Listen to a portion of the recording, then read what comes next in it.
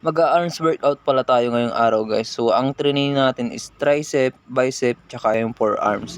So ito muna yung ginawa ko mga ka-protein. Pinulot natin yung barbell tapos ayan, magbubuhat na tayo.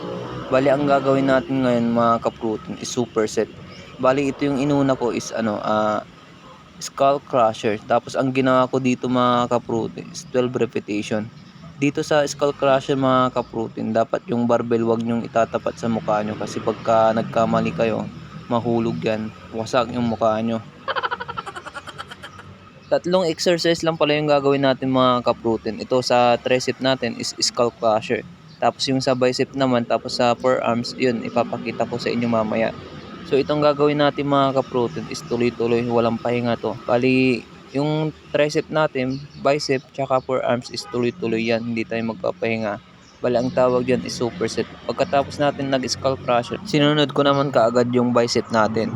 Bali, 12 repetition din yung ginawa natin dito sa barbell bicep curl. At mapapansin nyo pala, medyo magaan yung binubuhat natin. Pero stress na stress yung bicep tsaka tricep natin tsaka yung forearms natin dyan mga ka-protein. Kasi superset yan mga ka-protein. So sa pagka superset naman mga ka-protein, hindi natin kailangan ng sobrang bigat lalo na pagka sa arms.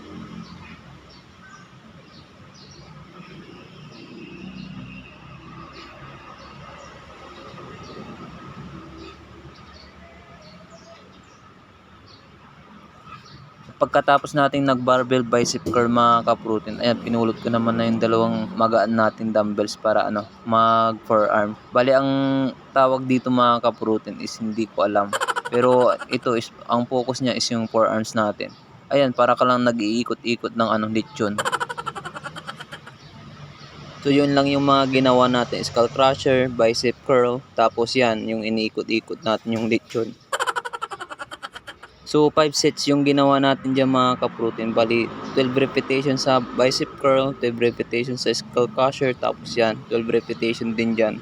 Pero may ginawa din akong yung finisher natin mga ka-protein. At pagkatapos natin nagawa yung 5 sets mga ka-protein, nagpahinga tayo ng 2 minutes. Tapos ito ginawa na natin yung finisher natin. So ganito lang yung finisher natin mga ka-protein. Ang tama niyan yung bicep natin tapos yung forearms natin. So ang ginawa ko dito mga ka-protein is 2 sets tapos 12 repetition. So yung mga workout natin parang basic lang, no. Try nyo to mga ka-protein.